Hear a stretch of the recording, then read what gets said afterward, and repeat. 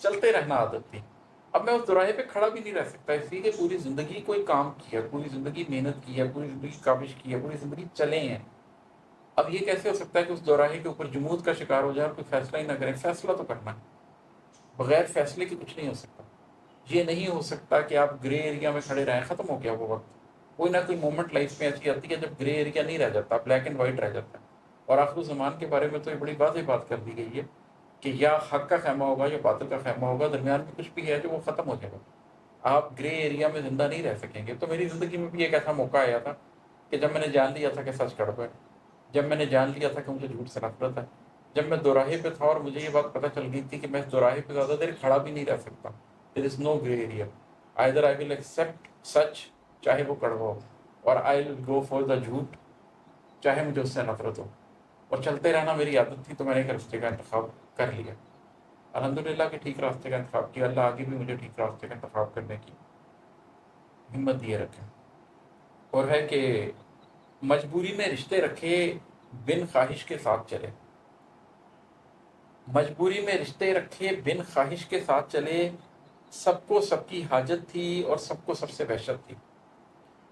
اللہ تعالیٰ قرآن پاک میں فرماتے ہیں کہ جو ایک دوسرے کے ساتھ رہنے والے لوگ ہیں وہ ایک دوسرے کے ساتھ زیادتیاں کرتے رہتے ہیں، مگر نہیں کرتے ایسا وہ لوگ جو اللہ کے مقربین میں سے ہیں، اور نہیں حاصل ہوتی یہ خوبی مگر سوائے ان لوگوں کو جو بہت صبر کرنے والے ہیں.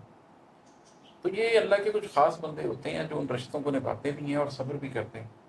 ورنہ جو دنیا کا ایک دستور اس ماڈرن معاشرے میں نظر آ رہا ہے، جہاں ہر کوئی بھاگا پھر رہا ہے، وہ یہ ہے کہ مجبوری میں سب نے رشتے رکھے ہوئے ہیں اور بن خواہش کے ایک دوسرے کے ساتھ چل رہے ہیں. وجہ کیا ہے؟ رشتے اس لیے رکھے ہوئے ہیں کہ سب کو سب کی حاجت ہے. لوگوں کو ایک دوسرے کی ضرورت ہے، تو وہ ضرورتیں مجبور کرتی ہیں کہ وہ مجبوری میں ایک دوسرے سے رشتہ رکھے رکھیں. اور دوسری طرف بن خواہش کے ساتھ چل رہے ہیں. خواہش اس لیے نہیں ہے کہ سب کو سب سے وحشت بھی ہے. دل ایک دوسرے کے ساتھ تو جڑے نہیں ہوئے، اور جب دل ایک دوسرے کے ساتھ نہیں جڑیں گے تو آپ ایک دوسرے کے ساتھ چلیں گے بھی تو وحشت سے ہی چلیں گے.